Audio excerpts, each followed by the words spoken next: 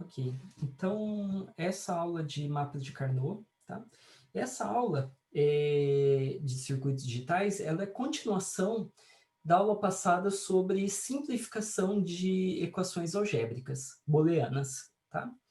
Então ela se encaixa perfeitamente como uma continuação ou uma segunda maneira de fazer simplificação das equações booleanas.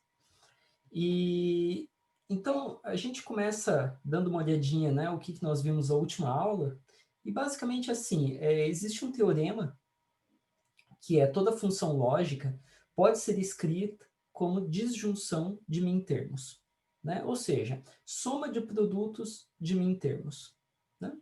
Então, nós vimos na aula passada que nós podemos pegar uma tabela verdade, essa tabela verdade, para cada entrada dela tem um min-termo, existe um min-termo associado, e eu posso fazer a soma desses min-termos, e no final eu tenho uma equação algébrica booleana que representa aquela tabela verdade, né? Claro, eu também posso fazer como produto de somas, ou seja, eu posso fazer também como produto de max termos, né? Lembrando que min termo e max termos são diferentes, né? Quando nós estamos tentando escrever como min termos, nós nos interessamos nas saídas que levam a 1, enquanto no max termos nós interessamos as saídas que levam a 0. Tá? Então, isso daqui veio diretamente da última aula. Tá? E para a gente entrar nessa onda mental, assim, né, do que nós estamos fazendo, vamos pegar como exemplo essa expressão, essa equação booleana, tá? E vamos tentar simplificar ela. Tá? Então, pega um pedaço de papel, tenta simplificar ela um pouquinho. Então, avançando aqui nessa equação, o primeiro ponto a gente pode observar que nós temos FU aqui, aqui, aqui e aqui. Então, basicamente, esse termo não mudou. Então, eu poderia colocar FU em evidência, né? E aí eu poderia colocar V negado, N negado, que é desse termo aqui, né? Eu poderia colocar V negado, N. Eu poderia colocar V, N negado. E eu poderia colocar V, N. Né?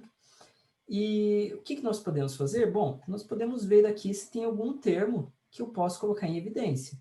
E eu consigo pensar que, olha, o V negado está aqui e aqui, e o V sem negar está aqui e aqui. Então, eu posso colocar ele em evidência. Né? Então, eu colocaria assim, V negado, né?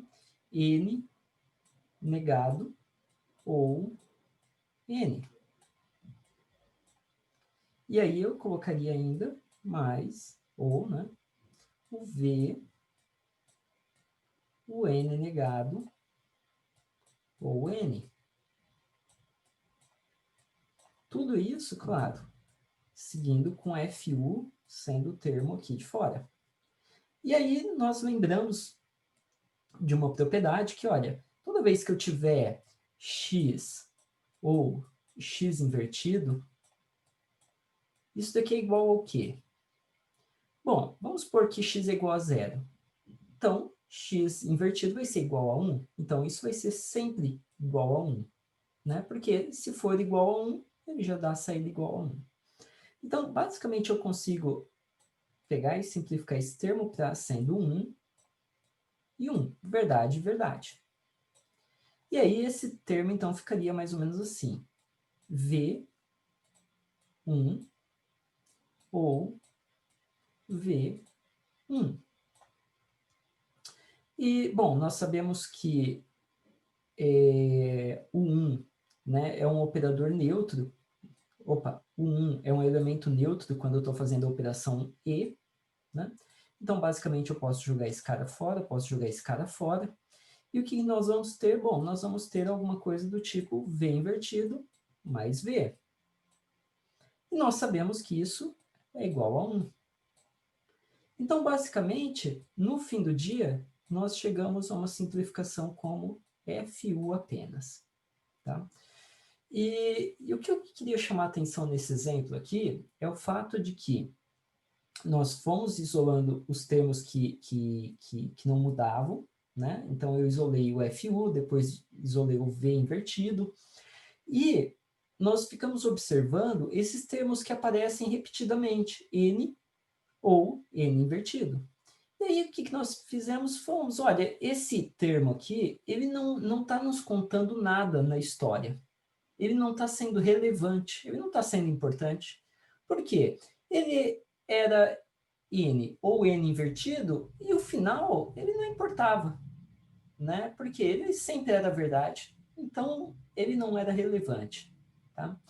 Então, muitas e muitas vezes, quando nós estamos simplificando uma equação booleana, isolar um termo e achar essas diferenças é um dos passos mais promissores que eu posso fazer, né? Qual que é o problema? O problema é que exige um certo raciocínio, eu tenho que ficar modificando a equação até que eu consiga achar esses termos, né? E o segundo problema é que na tabela verdade não tem nada que me ajude a identificar esses termos, né? Não tem, na tabela verdade, né? Na real, não me ajuda a falar assim, olha que interessante, tem esses dois termos e os dois levam a um, né? Então, nós precisamos fazer alguma coisa a respeito disso. Tá? Então, avançando aqui, está aqui os passos, né, que chegamos a FU. Então, basicamente, quando nós temos algo desse tipo, assim, A, B invertido ou AB, a gente pode colocar o B em evidência e simplificar somente por A, né? Então, o problema está sendo encontrar esses termos idênticos que somente uma variável muda e a saída é a mesma. E a tabela verdade não nos ajuda nisso. Então, a solução para esse problema e se eu conseguir montar a tabela verdade numa maneira que eu consiga identificar esses padrões facilmente, visualmente, né? Então, essa que é a ideia da aula de hoje, tá? E essa que é a ideia dos mapas de Carnot. Tá? Então, se eu considerar essa tabela verdade aqui, tá? Essa tabela verdade a gente viu na aula passada, né? Nós usamos como exemplo também. Então, nós sabemos quais são os min-termos associados, né? Nós sabemos extrair os max-termos. A ideia é, tá, como que eu simplifico a equação geradora dessa tabela verdade? Bom, então eu posso usar a álgebra booleana ou eu posso usar o mapa de Carnot, tá? E o mapa de Carnot, ele vai ser a mesma tabela, só que ele vai ser montado de uma outra maneira, tá? Essa que é a ideia toda, mas é a mesma tabela verdade, não tem informações novas. Tá? Tá. Então, o primeiro passo para a gente criar um mapa de Carnot nós precisamos criar uma malha ou uma matriz com as variáveis A, B e C. Tá? Sendo que essas variáveis A, B e C são as variáveis que estão aqui. Por isso que A, B e C é importante. A saída, ela não vai ser importante nesse momento. Tá? E essas variáveis, que são as variáveis de entrada, então, né, as variáveis de entrada são as importantes nesse primeiro momento, nós vamos usar elas como sendo cabeçalhos de uma matriz. Ah, professor, mas aqui também é um cabeçalho. Não, é verdade. Né? É verdade. Né? Você tem razão. Mas nós vamos montar de uma outra maneira. E ela vai se parecer mais com um cubo. Tá? Então, uma matriz quadrada. Tá? Então, basicamente, eu vou colocar assim, ó, olha. Vou colocar uma linha aqui. Eu vou colocar outra linha aqui. Então, eu vou colocar assim, ó, o A e o A invertido. Tá? Ou poderia fazer o contrário aqui. Deixa eu... tudo bem assim. Então, essa daqui vamos dizer assim, o cabeçalho. E o segundo cabeçalho, eu vou colocar as outras variáveis que estão faltando. B e C. Eu vou colocar aqui B e C de novo, só que eu vou inverter o B. Depois eu vou colocar o BC de novo. Eu vou inverter o C e o B. E por fim, o B e o C, só o C invertido. Então, o que nós temos até agora? Só para a gente tentar entender. Nós temos a mesma quantidade de elementos que nós temos aqui na quantidade de células da função f, nós temos aqui dentro da matriz. Tá? Então, nós tínhamos 1, 2, 3, 4, 5, 6, 7, 8. 1, 2, 3, 4, 5, 6, 7, 8. Maravilha. O que nós temos aqui? Eu coloquei basicamente assim, olha, quando A estiver valendo 1 ou quando A estiver valendo 0. Quando B estiver valendo 1 e o C valendo 1, quando B estiver valendo 0 e o C estiver valendo 1, 0 e 0, 1 e 0. Basicamente, se eu fizer as intersecções dessa matriz, elas são todas as possibilidades que eu tenho de combinação de A, B e C. Tá? Então, por exemplo, essa linha aqui da matriz, 0, 0, 0. Então, essa linha da matriz, ela vai estar representada aqui, ó, A igual a 0, B e C igual a 0 e 0. Então, essa é a posição da primeira linha da matriz. Então, que valor que tem na saída? Bom, a saída aqui está igual a 0. Então, eu vou escrever 0 aqui. Tá? E aí, eu posso tentar colocar os próximos elementos. A igual a 0, então eu estou aqui nessa linha de baixo.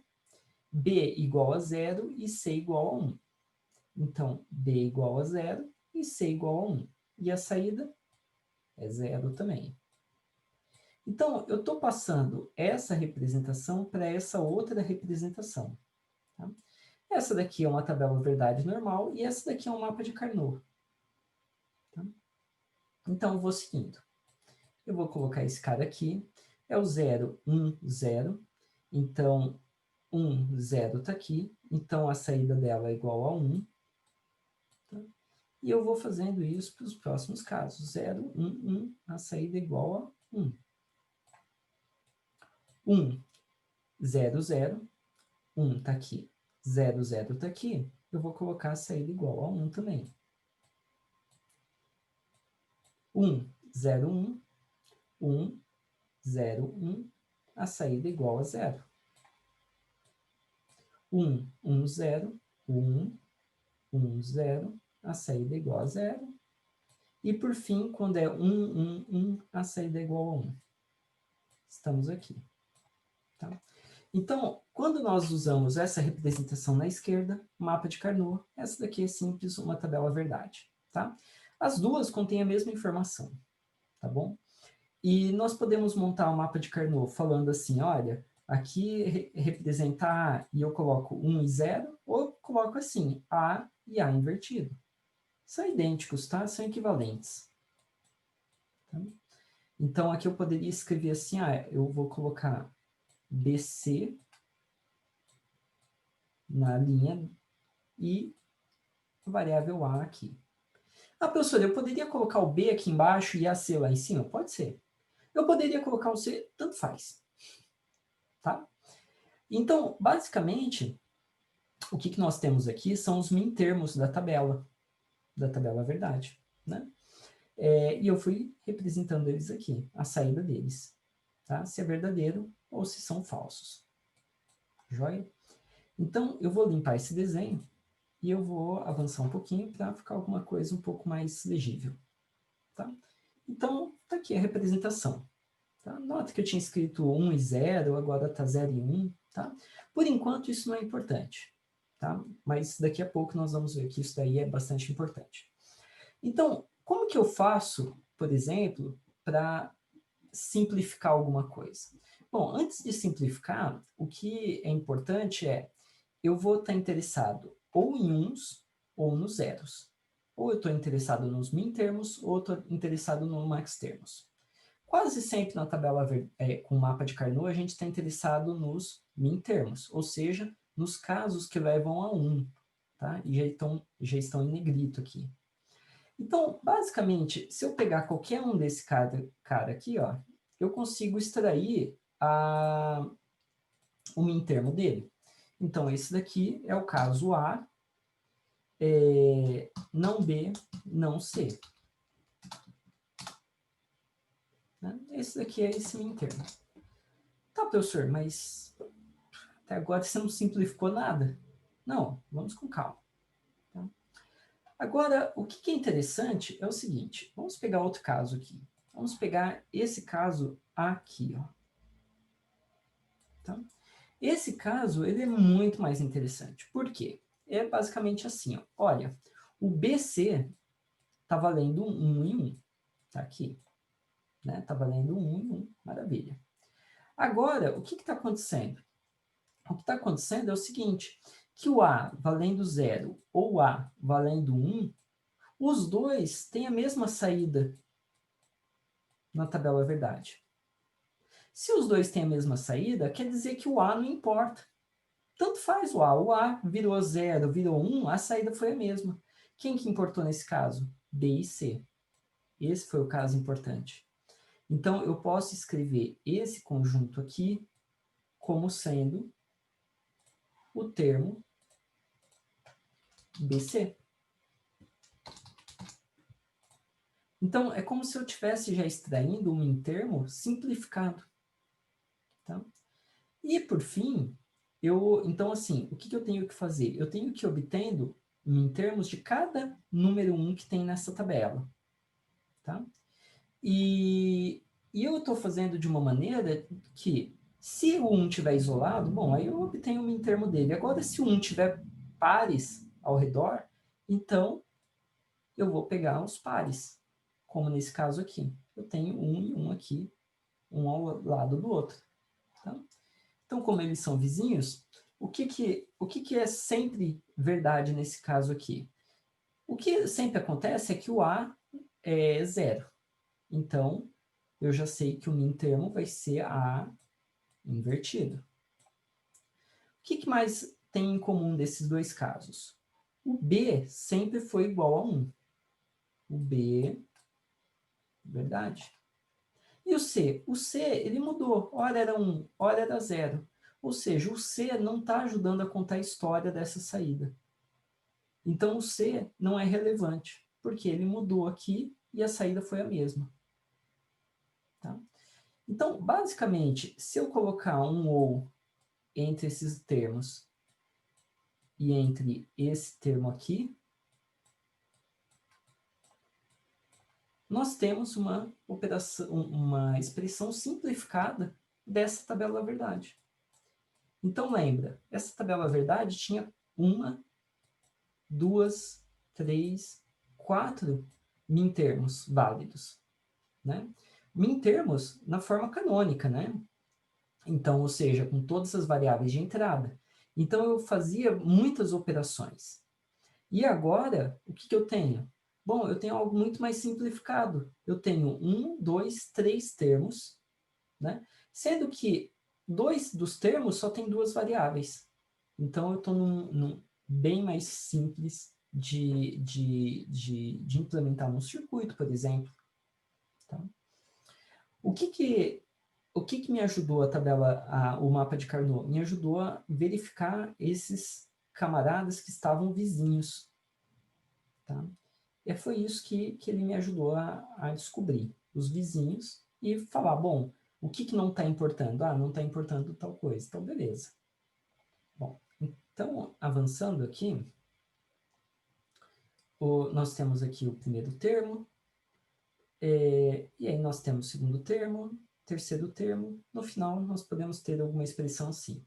Bom, alguém ainda pode falar, mas ainda tem algo a ser simplificado, porque eu poderia colocar o B em evidência, né? E colocar A invertido ou, né, C. Não, é verdade, né? Ainda dá para você colocar alguma coisa em evidência, mas você não vai conseguir tirar mais nenhuma dessas entradas, elas já são todas necessárias, tá? Então, é mais ou menos isso que o mapa de Carnot tenta fazer, tirar termos que não são necessários, tá? Bom, então, avançando mais um pouco, vamos tentar agora simplificar esse mapa de Carnot aqui. Com o mapa de Carnot, simplificar essa função aqui. Então, o início dessa tabela, para simplificar essa função, ela vai ser um mapa de Carnot que vai ser quadrado, tá? Deixa eu tentar desenhar isso da maneira mais bonita possível aqui, para ficar legível, né? Então, eu vou ter que escolher duas variáveis para ficar aqui, e duas variáveis vão ficar aqui no topo. Tá? Então, eu vou colocar, por exemplo, VF. VF. Depois, vou colocar aqui VF invertido. Depois, V invertido F. E V... Opa, fiz alguma besteira. VF, os dois invertidos, né? E aqui, somente o V invertido. Tá? E por enquanto, tentem usar essa maneira que eu montei a tabela, tá bom?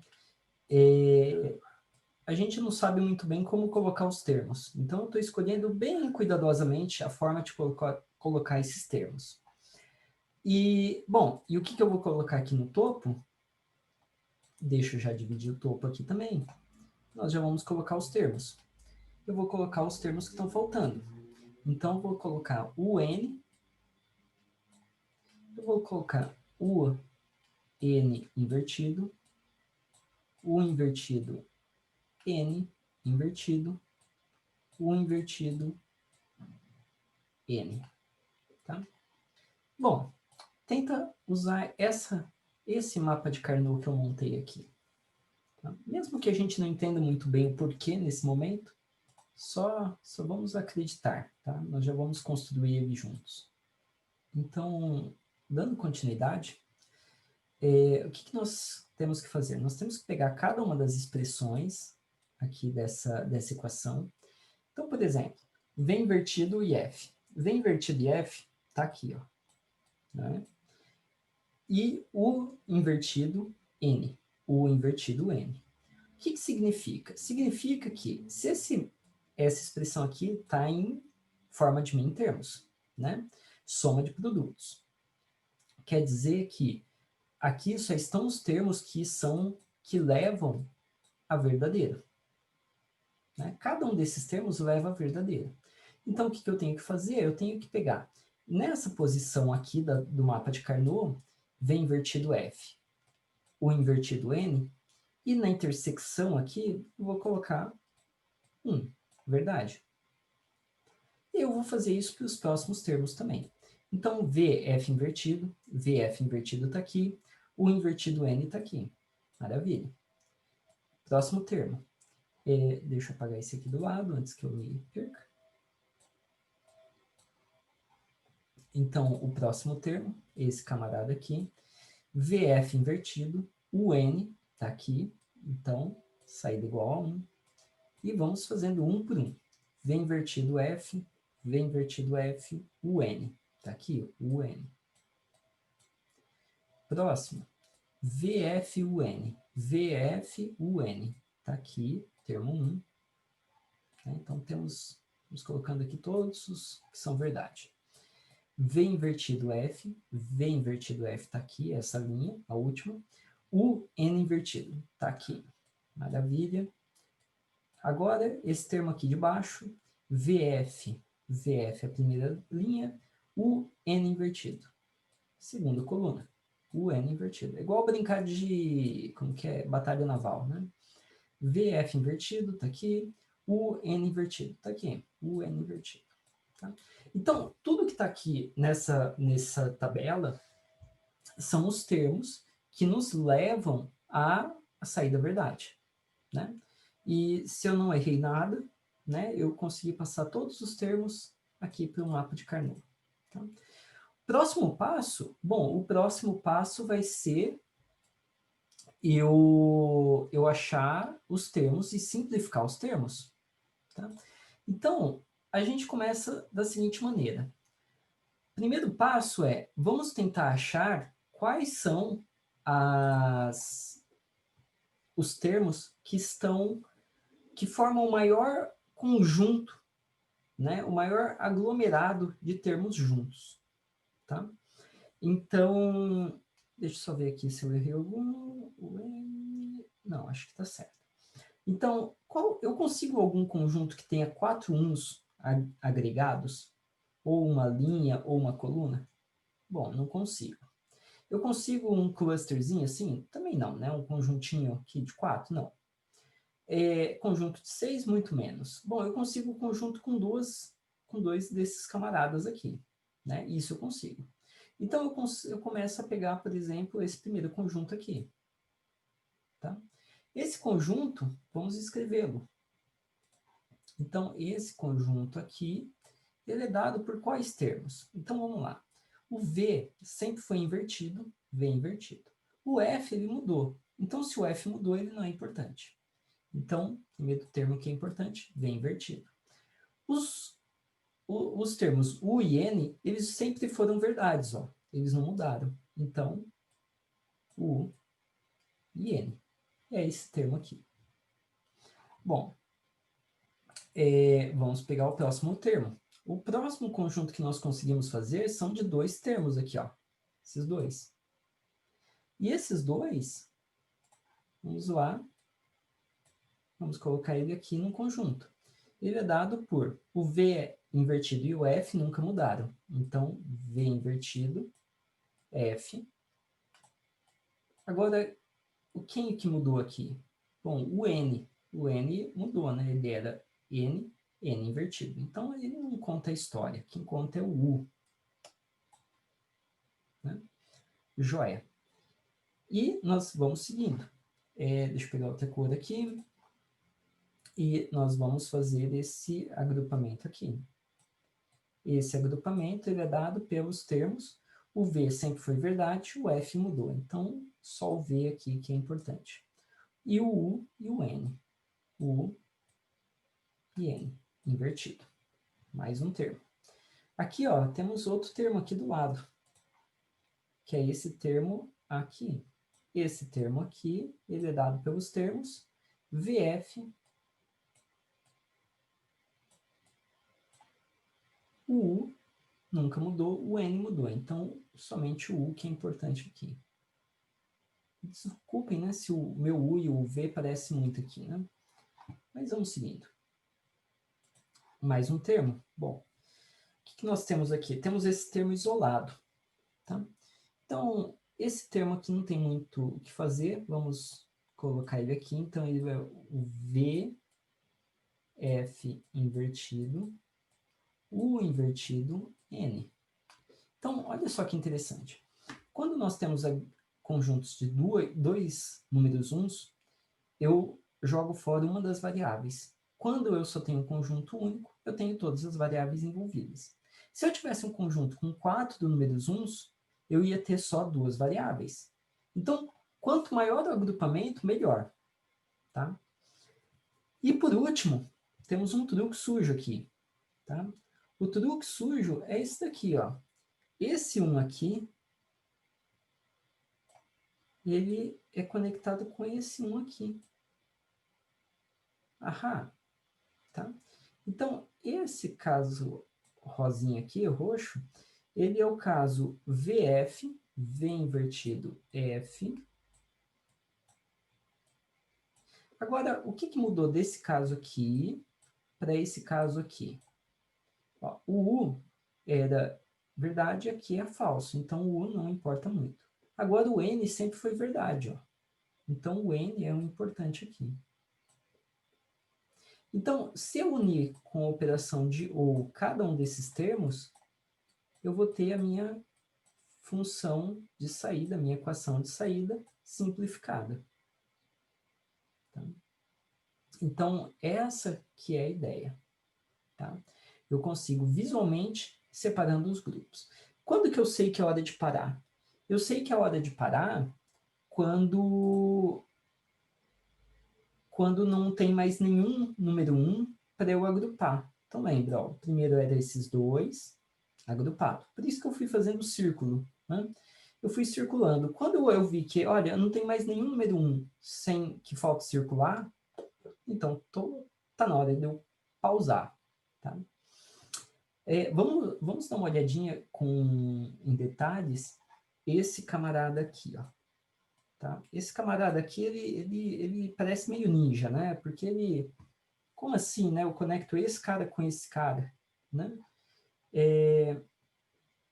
Então, deixa eu limpar todos esses desenhos aqui. Vamos avançar um pouquinho, tá? Ah, aqui gerou uma tabela diferente. Droga. Ah, eu apaguei minha tabela. A gente vai chegar lá, tá? A gente vai chegar lá. A ideia toda é o seguinte. Quando eu olho de um vizinho para o outro, o que nós temos aqui? Nós temos um padrão quando eu olho de vizinho para vizinho. Tá? O padrão é que somente uma variável muda por vez. Somente a variável n muda daqui para cá. Somente a variável v muda daqui para cá. Somente a variável n muda daqui para cá. Tá?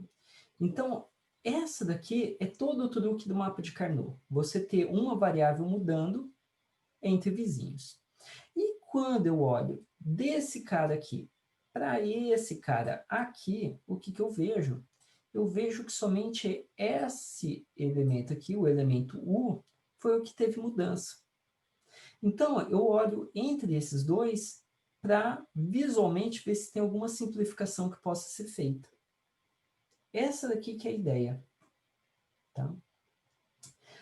Nota que aqui eu mudei a ordem das variáveis. Eu tinha começado com 1, né? E tinha ido montando outra ordem. Quando eu mudo a ordem, olha, eu consegui aqui juntar um pouquinho diferente.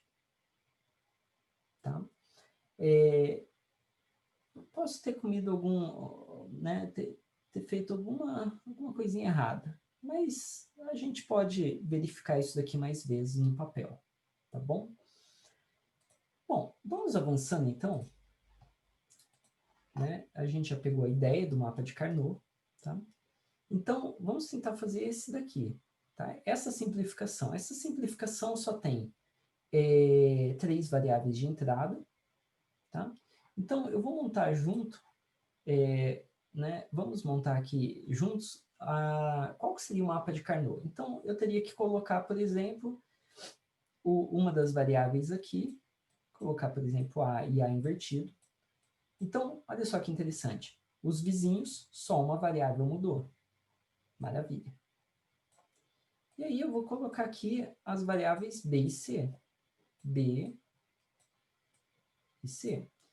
Daqui para cá, só uma pode mudar. Então, eu vou escolher mudar o C. O C vai ficar invertido. Daqui para cá, só uma vai ficar mudada. Então, se o C está invertido, eu tenho que mudar o B para ele ficar invertido também. E aí, ó, entre os vizinhos, só uma variável mudou. E, novamente, nós vamos aqui, entre os vizinhos, só uma vai mudar. Então, qual combinação está faltando? Está faltando o B negado e o C sem negar. Está aqui. Então, a gente montou o início do nosso mapa de Carnot. Agora, nós temos que colocar as equações aqui dentro e simplificar. Tá? Então, tentem fazer. Vamos avançando aqui. Então, primeiro passo aqui, já temos a tabela montada, nós vamos colocar os termos. Então, A invertido, B invertido, C invertido. Essa daqui é a posição, A invertido, B invertido, C invertido. A posição A, B e C invertido é aqui. A posição A invertido, B e C invertido é aqui. E a posição A, B, C invertido está aqui. Então, o que nós conseguimos observar? Que nós podemos montar um grupo desses termos aqui. Né? Esse grupo, bom, vamos ver o que aconteceu. Bom, aconteceu que o A, sendo verdade ou sendo falso, não importou nada, porque, né, foi igual a 1, então tanto faz. O B, ele era verdade ou falso e também levou a saída igual a 1. Então, ele também não conta nada da história. Quem conta a história sozinho é o camarada que não muda, que é o C invertido. Tá? Então, essa equação toda aqui é igual a C invertido. Tá? Então, avançando. Maravilha. Nota que, olha só que interessante, né? Eu estou montando as tabelas diferentes do que eu tinha feito nos slides. E nos slides, eu tinha colocado de tal maneira que eu tinha esse cara aqui, e esse cara aqui, e esses dois aqui. Nota que eu tinha começado com 1, 1, e aqui eu comecei com 0, 0. Isso levou a esse outro conjunto. Né? Mas, de verdade, se a gente olhar esses dois conjuntos, a gente vê que ainda podemos simplificar para ser invertido, colocando B em evidência. Tá? Então, aqui nós temos um outro truque que a gente tem que lembrar, que esse elemento aqui, esse elemento aqui e esse elemento aqui, eles na verdade são vizinhos, né? Porque só tem uma variável que muda entre eles dois. Então é como se eu pudesse formar um grupo entre esses camaradas, é como se eu tivesse uma esfera, né? Aqui eu coloquei um cilindro, mas é como se fosse uma esfera de verdade, né? Porque esses dois aqui são vizinhos, né? E esses dois aqui são vizinhos com esses camaradas aqui, tá? Então, eu posso fazer essa união aqui. Então, de verdade, aqui no mapa de Carnot, eu faria essa união aqui. Tá? E essa união, o que a gente observa nela aqui? O A valeu 0 ou valeu 1, tanto faz. O B valia 0 ou valia 1, tanto faz também. Agora, o C sempre foi invertido. Por isso, C invertido. Tá?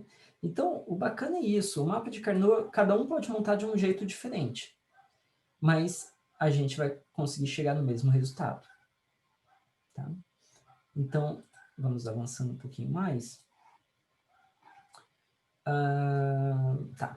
Então, nós temos um outro exemplo aqui. Esse exemplo, nós temos o seguinte caso. Nós temos somente duas variáveis 1. Né? Dois elementos número 1 aqui. Então, a primeira coisa que a gente consegue imaginar é que, olha, eu posso unir esse cara aqui com esse cara aqui. Né? E o que aconteceu aqui? O A não mudou e o C, vamos ver, o C sempre foi invertido. Ó. C invertido, C invertido. Não é? Então, o C aqui era bem importante. Né? Então, ficou aqui A e C invertido. Tá? Agora, nós também conseguimos extrair do mapa de Carnot os max termos. Tá? Só que os max termos nós temos que ser muito cuidadosos. Tá? Por que nós temos que ser muito cuidadosos? Porque o max termo ele é diferente do min termo, ele é meio que o inverso do min termo. Né? Então, esse conjunto aqui grande, ó, esse cara aqui do meio, esse quadrado aqui do meio, se eu extrair o max termo dele, como que é o max termo? O max termo é o seguinte. Primeiro, eu vou ver o que não muda. Né? O A está mudando, então ele não é importante. O que mais? O B está mudando, então ele não é importante. O C, ele não muda. O C é igual a 1. Qual que é o max termo de C igual a 1? O max termo de C igual a 1, lembra, o max termo mais ou menos assim, né? Se o C é igual a 1, quer dizer que eu tenho que inverter ele. Se ele for igual a 0, eu não inverto. Tá? E, diferente dos mintermos, que eu faço a soma dos produtos, com o max termo, o que eu faço? Né? Eu faço o produto das somas. Então, o produto, essa daqui é uma soma. Eu vou fazer agora o produto com outra soma, que vai ser esse outro termo aqui. E esse outro termo aqui é dado pela variável A.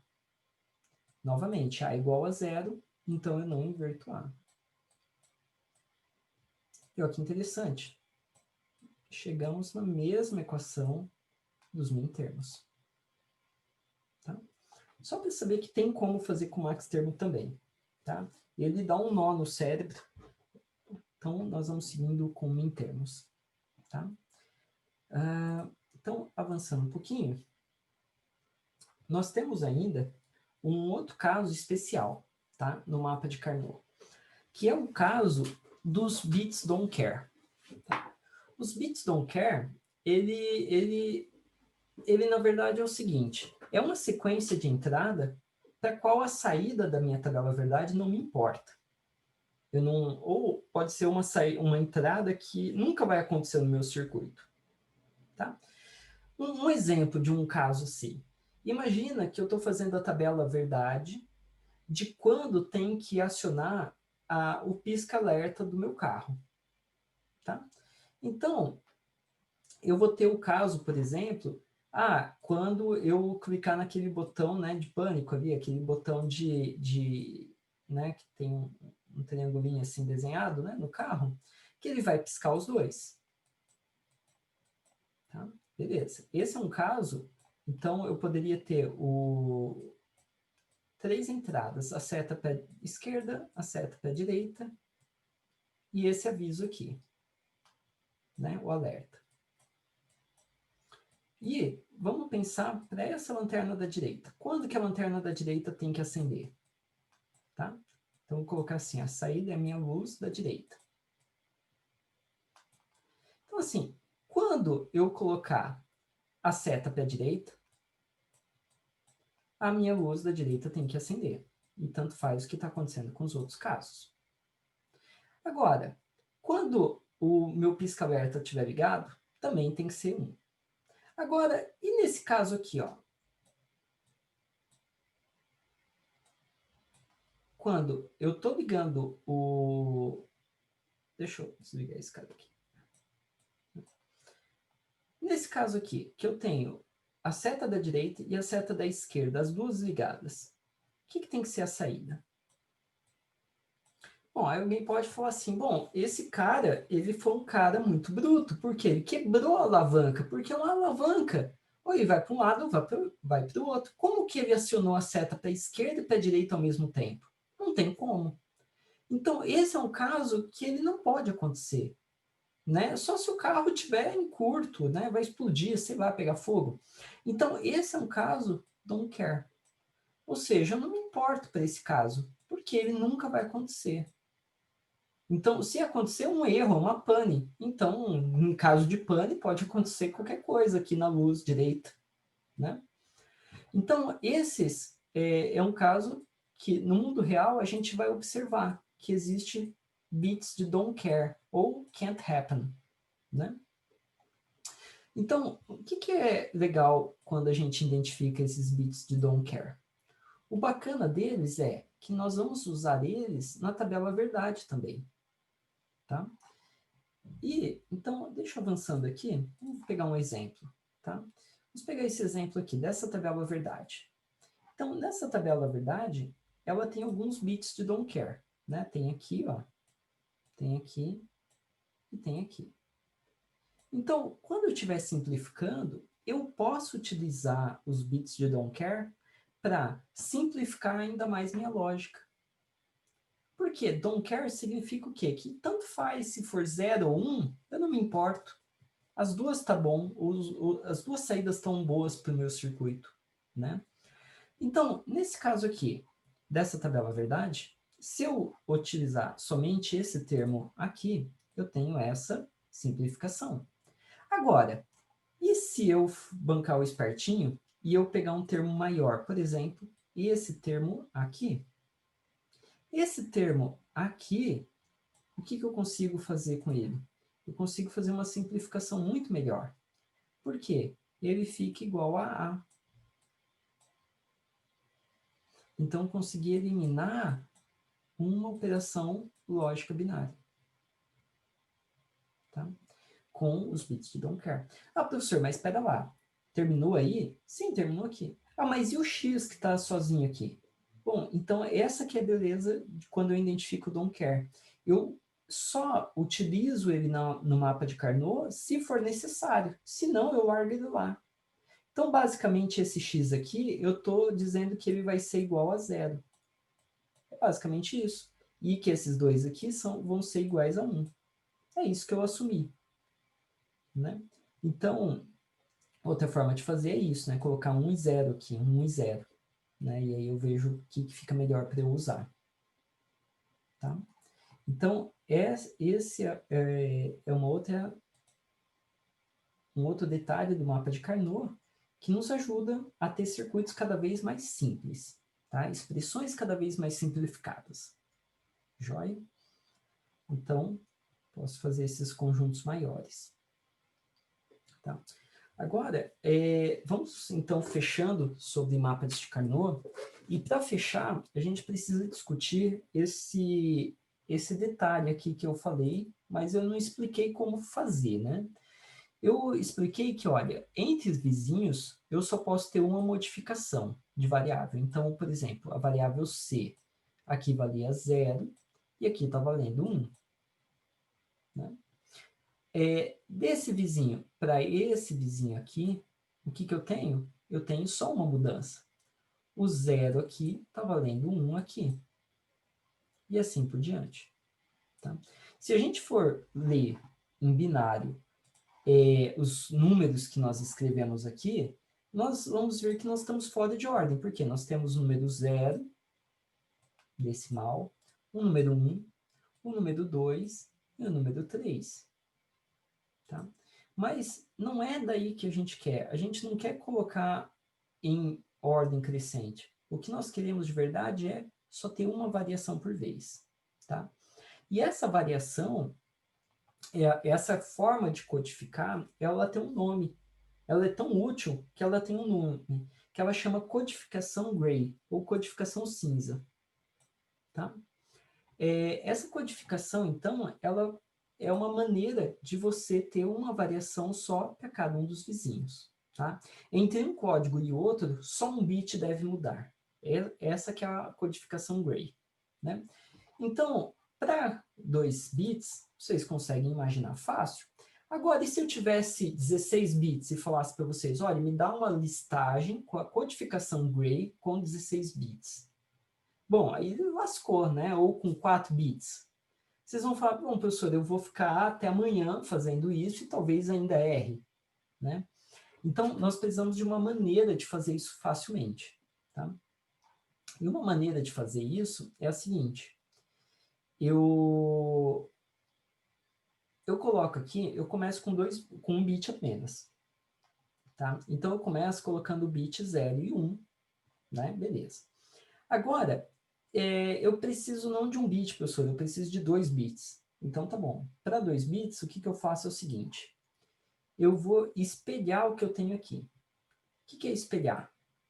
Espelhar é isso daqui, ó. Eu vou ter o 1 e o 0 está longe. Ó, o 1 está próximo e o 0 está longe. Né? Então, o 0 veio para cá, o 1 veio para cá. Tá?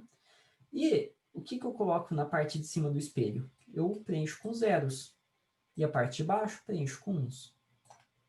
E tá minha codificação gray. Daqui para cá só mudou esse cara. Daqui para cá só mudou esse cara. Daqui para cá só mudou esse cara aqui. Ah, professor, não acredito que vai funcionar para todo o caso. Não, vamos testar isso aqui. Então, novamente, vamos supor que eu quero fazer a codificação gray com 3 bits. Como que eu faço? Nada difícil. Eu aumento meu espelho. Então, meu espelho agora está aqui, ó. Né? Então, o que eu tenho que fazer? Eu vou fazer 0, 1, esse caso que está perto, fica aqui. Depois, 1, 1. Está aqui, ó, 1, 1. Depois, esse daqui, 0, 1, e depois 0, 0. 0, 0. E agora? Bom, agora é fácil. Agora eu pego na parte de cima do espelho e escrevo 0. Na parte de baixo eu escrevo 1. E está aqui minha codificação Gray. Então, se eu olhar qualquer vizinho, só muda uma variável. Ó, mudou essa. Daqui para cá, mudou essa. Dessa para de baixo, mudou essa daqui. Para de baixo, mudou quem? Esse cara aqui. Para de baixo, mudou quem? Esse daqui. E para de baixo, mudou quem? Esse cara aqui. Tá? Ah, eu quero com mais bits. Só fazer esse espelhamento cada vez mais e mais e mais. Tá? Então, a gente consegue pensar até no algoritmo, né, de como fazer essa codificação. Tá? Então, nós já sabemos fazer a codificação. Essa codificação é a que nós vamos usar como índices da tabela do mapa de Carnot. Tá? Então, deixa eu limpar isso daqui tudo. Vamos avançando. Tá? E, então, vamos olhar tudo que nós vimos na aula de hoje, né? O algoritmo para o mapa de Carnot. Então, o algoritmo basicamente é assim, ó. O algoritmo para mapas de Carnot de até 4 variáveis.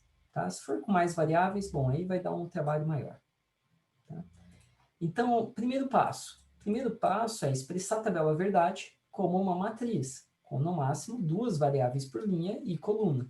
Em linhas ou colunas adjacentes, apenas uma das variáveis muda. Ou seja, a codificação cinza, como a gente viu agora. Jóia. Então, eu expressei a tabela verdade no mapa de Carnot. Depois começa o agrupamento. Enquanto houver uma célula contendo 1 que não tenha sido agrupada, agrupe nessa ordem. Eu verifico se tem retângulos com 16 números 1. Ah, não tem. Tem algum retângulo com 8 números 1? Ah, não tem. Tem algum retângulo com 4 números 1? Ah, tem. Tem algum retângulo com 2 números 1? Né? E, claro, sempre que possível, eu elimino grupos redundantes. Então, o que eu tenho que fazer? Eu tenho que cobrir o número 1 com apenas um dos grupos. Eu não preciso ter 2 grupos cobrindo o mesmo número 1, mas eu posso usar aquele mesmo número 1 para simplificar ainda mais. Tá? Importante é que as linhas, a primeira linha e a última linha, elas são adjacentes. A primeira coluna e a última coluna também são adjacentes, são como se fossem vizinhas. Tá? Depois que eu pensei nos grupos, para cada grupo eu vou escrevendo a soma dos produtos, né? Com apenas as variáveis que não mudaram. São elas que vão ser representadas. Tá? Então, basicamente, esse daqui é o passo a passo do mapa de Carnot. Vamos ver mais alguma coisinha aqui? Então, esse exemplo aqui, vamos simplificar esse mapa de Carnot. Tá? Bom, esse mapa de Carnot, o que a gente pode fazer para simplificar ele? Bom, a gente começa verificando os grupos. Então, a tabela verdade já está representada no mapa de Carnot. Ótimo. O mapa de Carnot está com a codificação Gray. Maravilha. O que eu tenho que fazer agora? Os grupos. Então, eu vou ter esse grupo vermelho escuro, eu vou ter o grupo laranja e eu vou ter o grupo verde. Então, eu vou representar esses caras aqui e eu vou ter a minha função f de saída. Tá? Então, basicamente, minha função vai ser dada por esse camarada aqui. Opa, só um minuto. Aqui, esse camarada aqui. Qual que é essa função? Olha, o A não mudou, então o A está sendo igual a zero, então é o A invertido. O que mais? O B muda, então não é importante. O C não muda, então é o C invertido. E o D muda, então o D não é importante. O segundo termo, esse cara aqui. Esse segundo termo, o A e B não mudam, né? Porque está na mesma linha. Então é A invertido, B. Nota que todas as combinações de C e D estão aqui. Então, C e D não é importante nesse caso. O último caso, esse cara aqui de baixo. Esse cara aqui de baixo, quem que ele é? Bom, o A e B não mudou. Então, A, B invertido. Ótimo. E o que eu tenho aqui de adjacente? Eu tenho D. O D não muda. A, B invertido, D. Essa daqui é a função desse mapa de Carnot. Tá? Então, avançando. Beleza. Tá, e professor, agora eu quero dominar o mundo. Eu quero fazer um mapa de Carnot com mais do que 4 variáveis.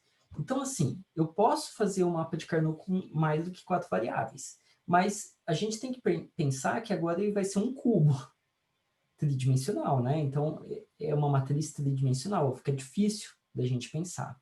Tá? Com 5 variáveis, a gente ainda pode fazer 2 matrizes.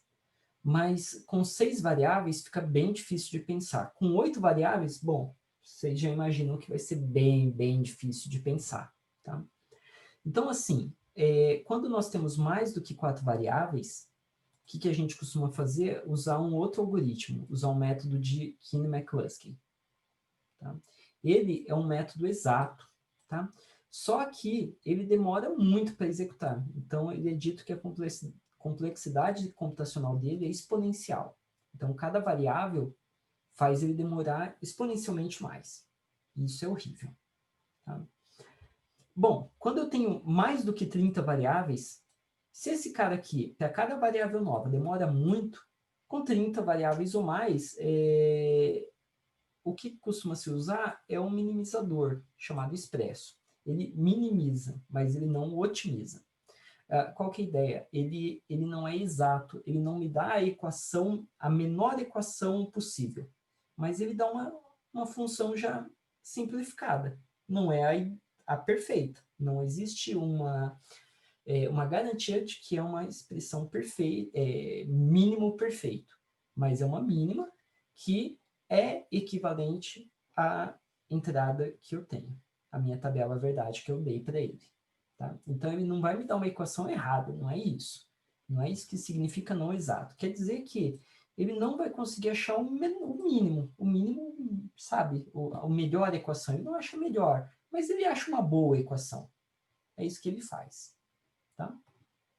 Então, aí nós temos que usar um algoritmo para nos ajudar. Tá? Que mais? Alguns exercícios para vocês fazerem, né, por conta própria, tá? Com mapa de Carnot. Então, são exercícios de 3 e 4 variáveis. Tá? Tentem fazer, tá joia? Para casa, é isso. Tentem exercitar realmente. Eu acho que vai ajudar bastante vocês a entenderem mais o mapa de Carnot. Tá bom? Bom, era isso que eu tinha então para hoje.